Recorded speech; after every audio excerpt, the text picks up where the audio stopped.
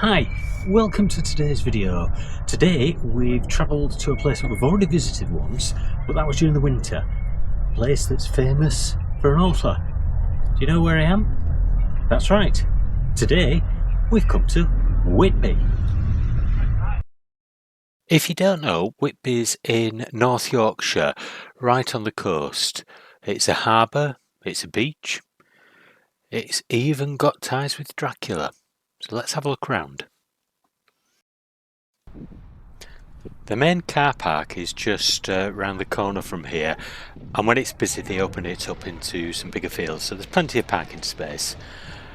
But right on the seafront you've got these houses which, quite a nice curve, looking directly towards the sea. It's quite a very picturesque area. But one of them is, shall I say, very important to the history of Whitby.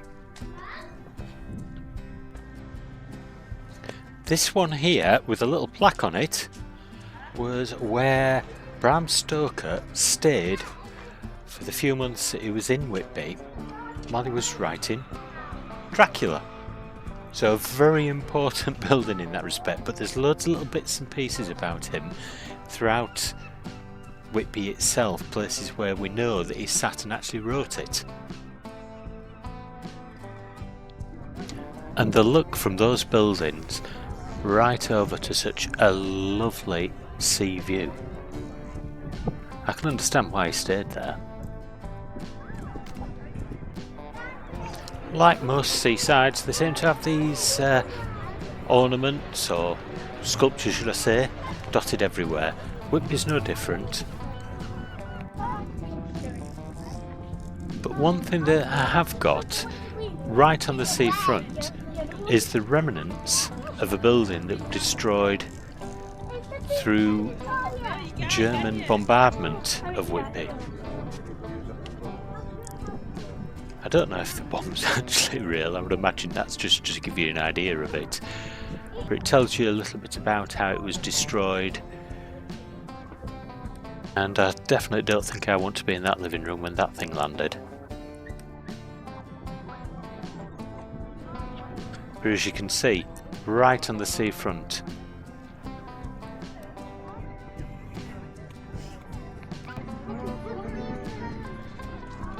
postman's a little bit late.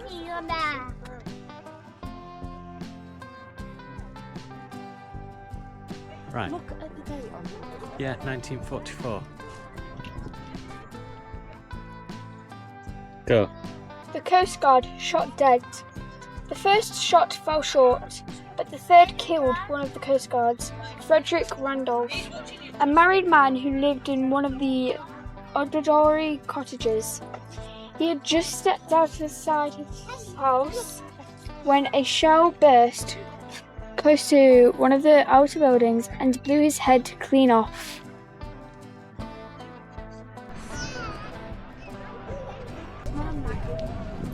There's even a nice little place to get a cup of coffee as you sat on the seafront, or near enough the seafront.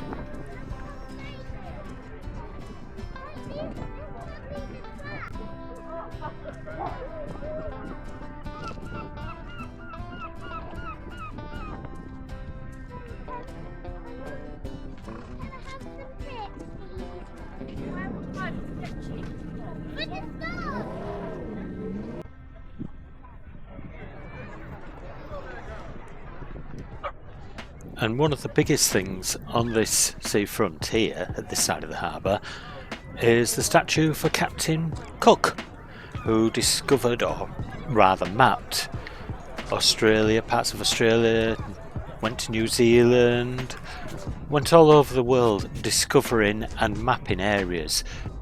If you've watched one of the other videos, you'll know about where he grew up, but Whitby was the main port. That was his, if you like, his adult life.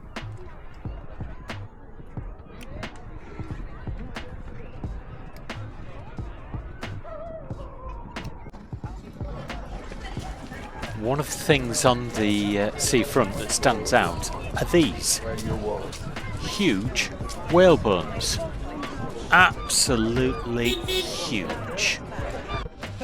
They may even make you a little bit dizzy looking at those. As we're walking round, you may notice one or two people dressed up. It was steampunk weekend in Whitby, so a lot of people came dressed in steampunk outfits. As you continue along that road, there's some benches that overlook the harbour, and they're quite a good view. Some hotels just nearby actually. But the reason why I'm pointing these out to you is this is somewhere that Bram Stoker was known to sit while looking over at the harbour and writing Dracula. Just around here somewhere. And now we're going to walk up to the harbour itself. As you walk along, you'll notice there's quite a few stalls and things to buy stuff from, and there's quite a few chip shops around here. But you can see how busy this place is in the summer. Packed solid.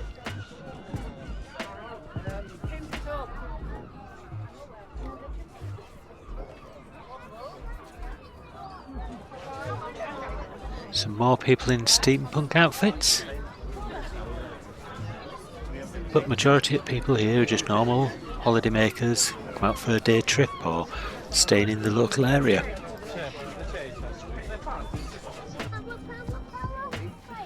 As we get to the harbour itself, there's a big bridge that separates the two sides of Whitby, and if you get the chance to see it opening, it's quite an unusual thing to see because it literally does block off two sides of the town.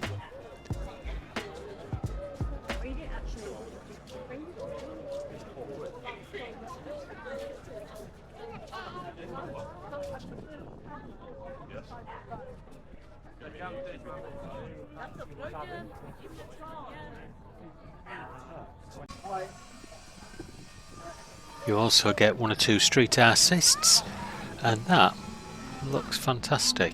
The only places I've seen stuff like that has been on the likes of the Spanish beaches, and I think once or twice in Blackpool.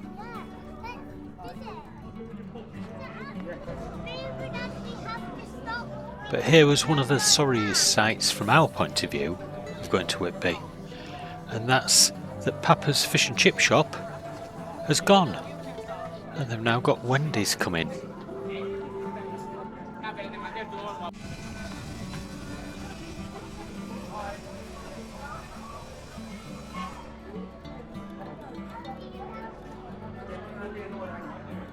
And just going up past there, we're going into the more shopping area of this side of the bridge. Little cobbled street type place, but you can see that this has definitely been a working harbour, purely because of the nature of the small streets.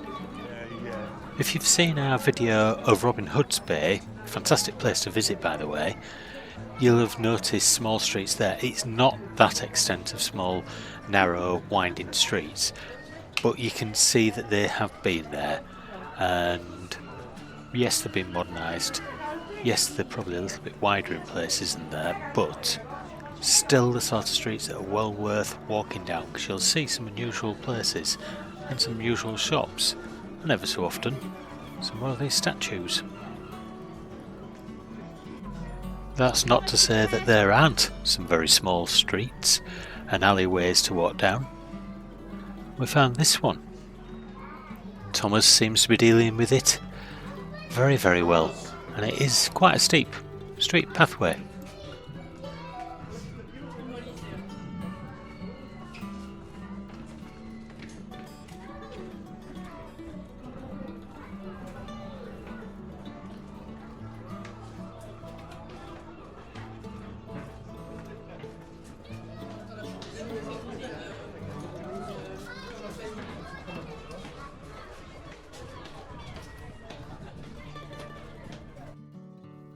By the time we got there, we were hungry, and you can see one or two of us were very, very hungry.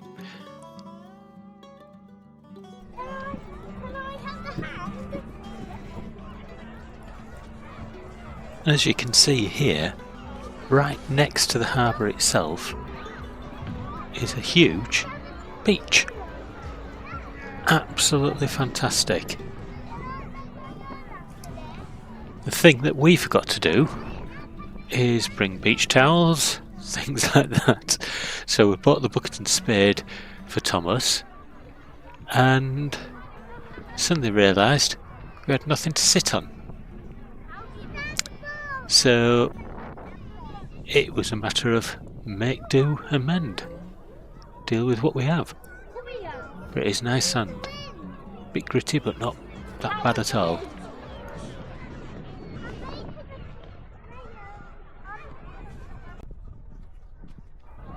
My wife had this brilliant idea.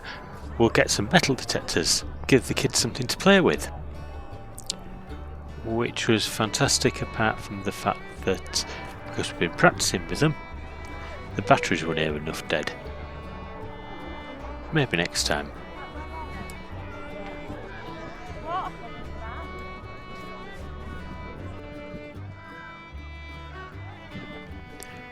Now obviously there's the harbour walls as well to walk along, which gives you somewhat of a different view on the whole place. And they're quite long actually. I think it's best we speed this up a little bit. Taking a bit too long to get there.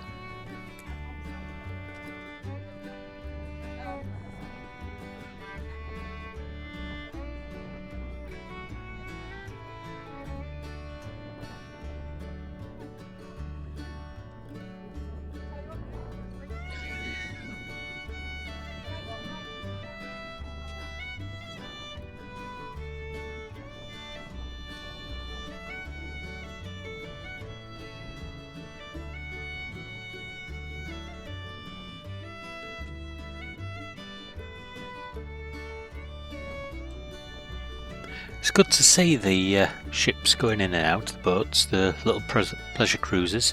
They're not expensive either. Go out for half an hour, have a look at the harbour from different angles and come back. Quite an enjoyable little route, I would imagine. What you can actually hear in the background is a steam train from Gothland. That's one of our videos that's really worth watching. And underneath where this is, there's a lot of people fish. Ideal place, I suppose. You're way out into the sea, somewhere you can sit down. Won't want to be down there though in a heavy rain or winds. Get quite wet, I'd imagine. It's not exactly a straightforward pathway down there, it's a bit steep down there.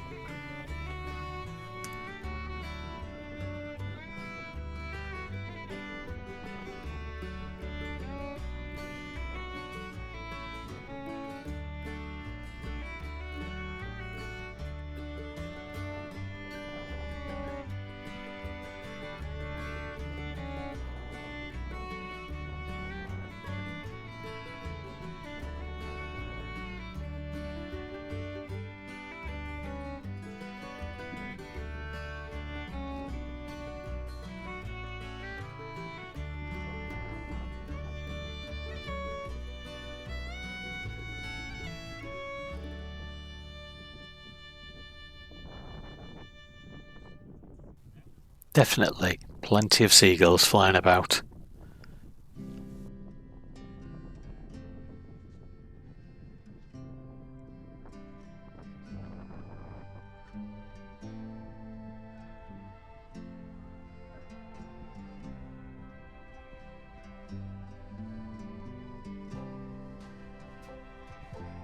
And then back to the family, who have finished their chips, and I think we're ready to go a little bit further.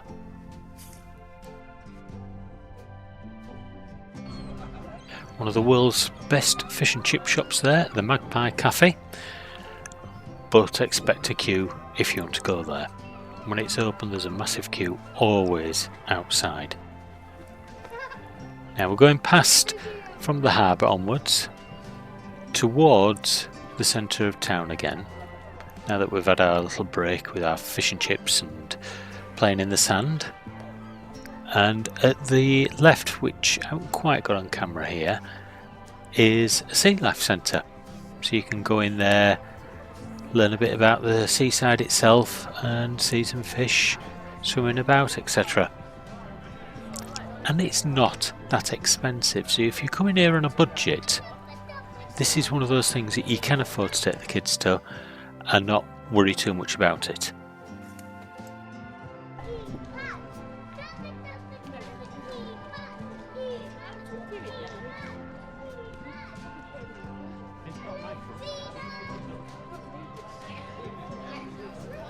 As you can imagine, there's plenty of places to get fish and chips or fish related things, but you even have hot dogs, donuts, everything available here.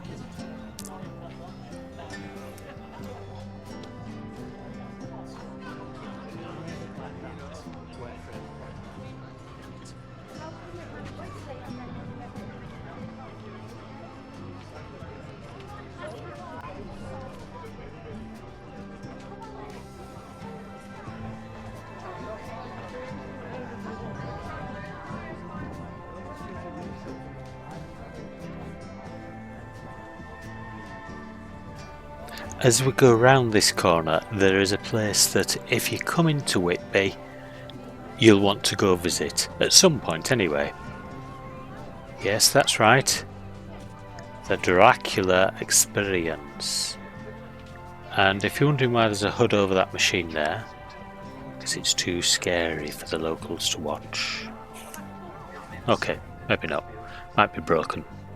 Some nice ice cream shops down here as well. And if you know me and watch some of my videos, you know that I like my ice creams and my donuts. And we've had a few very good ones down there. If you're not from the UK, try a lemon topper.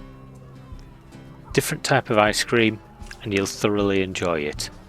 I don't think anywhere outside the UK does it. I will be wrong, but I don't think there is anywhere.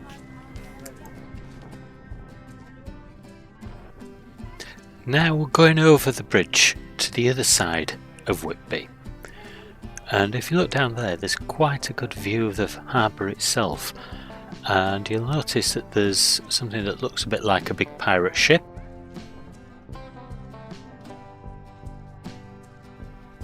So yes, this is a working harbour that happens to be a fantastic tourist place with a gorgeous beach, lots to do, and a story behind it.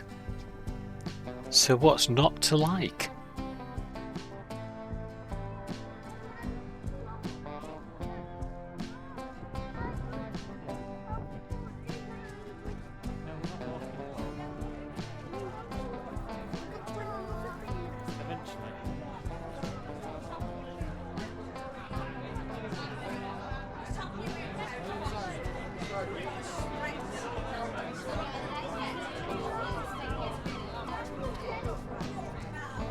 If you're wanting something unusual to wear, that's not a bad place to look.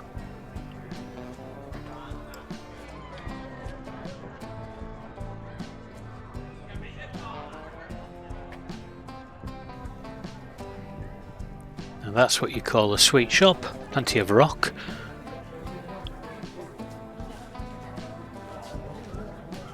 Down this street, which is just after the bridge itself, there's lots of very individual shops. Shops that sell things that perhaps you wouldn't see in a normal street. But as you can see, there's plenty of sweet shops as well.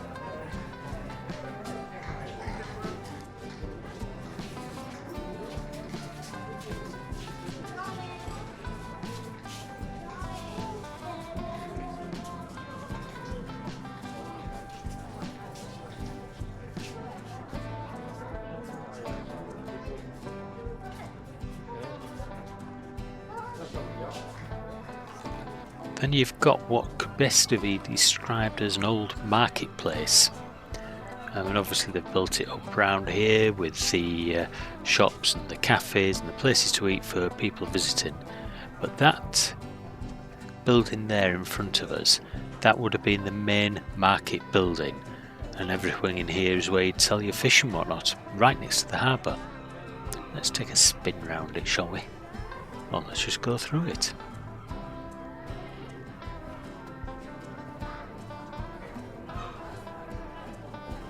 Okay, so I'm playing with some of the features of my new camera. Who can blame me?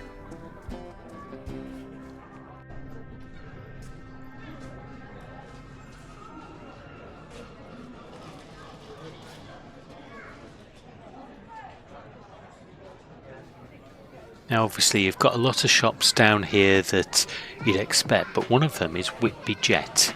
There's a few shops selling that. Whitby Jet, it's a stone that's a precious stone, but the best quality in the world officially comes from Whitby.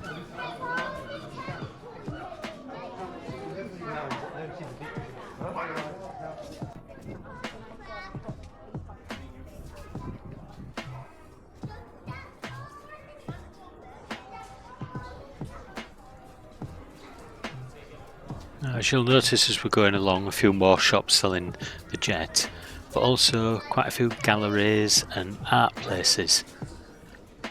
The reason why is because it sort of generates that artistic feel when you're there. It's such an unusual place.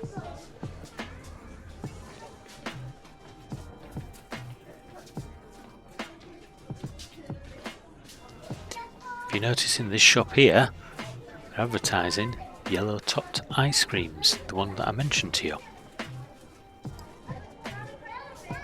Just round this corner is the steps that lead up to the Abbey. Now we're not going to go up those today.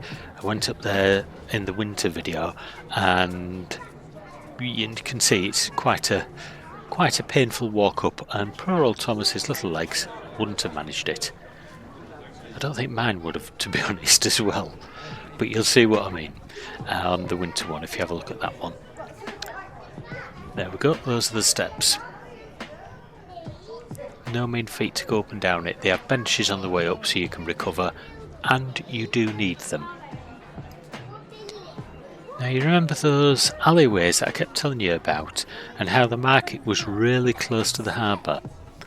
Well, I'm going to walk down theirs now, and you'll see just how close you are to the harbour and why that market square would have been perfect. Just a bit sheltered from the storms if it's extremely wet and windy, but you walk down here and you're on the small beach. Not necessarily the place that you'd go as your prime place, but you can sunbathe there. When the tide's out, it's not a bad little place. But you can see that people have been walking up and down those steps for years and years and years, going to the marketplace and back.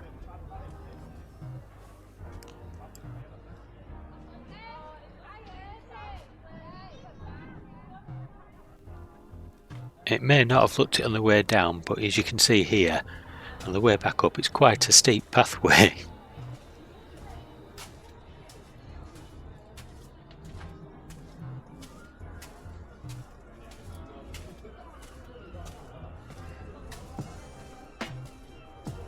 And there's plenty of unusual little buildings knocking about as you walk around.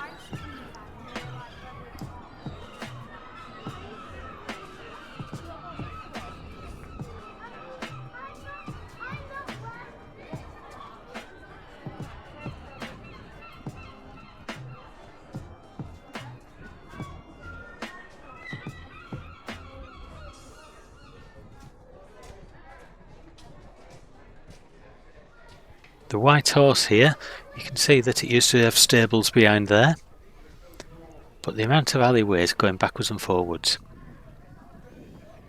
Some of these paintings are fantastic. So, what do you think to Whitby? Full of sun, beautiful beach, plenty of places to look at, history, everything you could possibly want. And there is parking space. Yes, there's a park and ride, but also near the seafront they expand the parking for the summer months, making it okay. The one thing I will point out, there's a thing called Ringo. That's an app for parking. If you come into this one, ideally you want to do that. Not essential, but ideally you do it, just to be prepared before you get here. Anyway, don't forget to hit that subscribe button, and I'll see you on the next video. Bye for now.